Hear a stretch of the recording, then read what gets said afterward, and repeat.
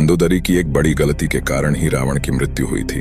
रामचंद्रिका पुराण के अनुसार मंदोदरी को माता पार्वती से संजीवनी यज्ञ के बारे में पता चला, जिससे कि कोई भी व्यक्ति मरने के बाद हाथों हाथ वापस जिंदा हो जाता है। लेकिन ये यज्ञ जीवन में एक बार ही किया जा सकता था। इसके बाद मंदोदरी वह संजीवनी यज्ञ करने लग गई थी तथा जब हनुमान जी को इस यज्ञ के बारे में पता चला तो हनुमान जी एक राक्षस का रूप धारण करके रावण के महल में घुस गए और यज्ञ करती हुई मंदोदरी से कहा कि श्री राम के द्वारा युद्ध भूमि में रावण की मृत्यु हो गई है।